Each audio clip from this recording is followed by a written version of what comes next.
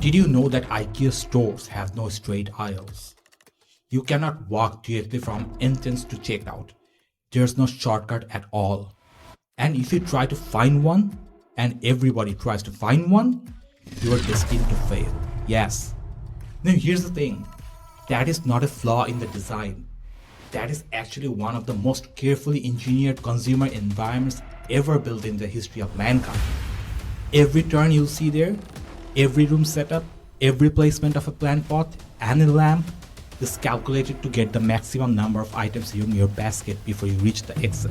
This is one marvelous example of retail psychology built into every IKEA store in the world. And the core of it comes down to two principles that IKEA's founders understood long before most of the academic research was even published. Well, I'll show you both. By the way, if this is your first time here, I do this every week. Take a brand, pull it apart, show you the psychology underneath. If that sounds useful or interesting, the subscribe button's right there. Now IKEA. The first principle is called the Gruen Transfer, which is named after retail architect Victor Gruen, who designed some of the first enclosed shopping malls in America in the 1950s. He noticed something that others never did. When shoppers moved from a focused goal-driven environment like a street into a large, deliberately confusing retail space, something happened to their decision making.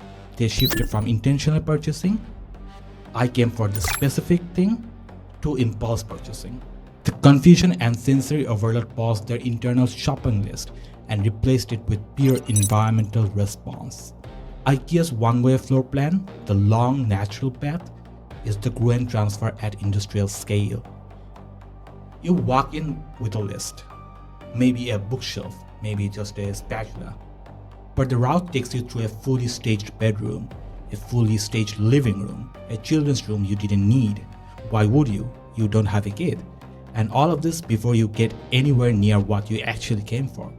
And because everything is staged as a complete room, your brain isn't evaluating items, it's evaluating the feeling of a life you could be living.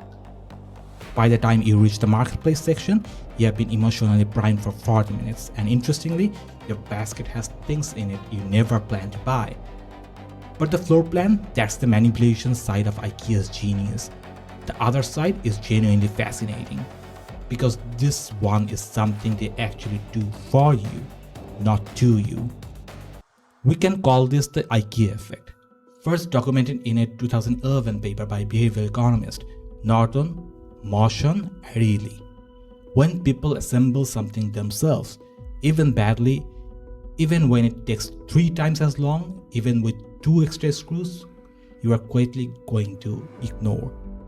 They value the finished object significantly higher than what's objectively. When people assemble something themselves, even badly, even when it takes 3 times as long, even with 2 extra screws you are quietly going to ignore, they value the finished object significantly higher than what's objectively worth. You certainly overvalue what you build because the effort becomes a part of the product. Norton put it simply, labor leads to love. Interestingly enough, IKEA didn't invent this principle, but they built the entire product and retail model around it before anyone had even named it. The flat pack isn't just logistic. It's the mechanism that transfers psychological ownership from brand to you. The moment you finish building it, it's not IKEA's furniture anymore. It becomes yours. You made it. Ingvar Kamprad, IKEA's founders, started the company as a 17-year-old selling matches in rural Sweden. But he figured out something behavioral economists spent decades trying to prove in labs. Getting people involved in the process of making something is the fastest way to make them feel ownership over it. That's why IKEA's most loyal customers don't just buy from IKEA, they defend IKEA. The assembly is not bad. The quality is actually really good. Let's be honest, both of these things are a little debatable. When you involve your customer in the process, you are not just selling them a product, you are giving them an identity to attach to. And that, as IKEA proved, is worth the 2 extra screws every time. Now let me ask this. What's the most random thing you have ever bought in IKEA you had absolutely no intention of buying when you walked in? Drop it in the comments. No judgment. I've been there too. See you in the next decode.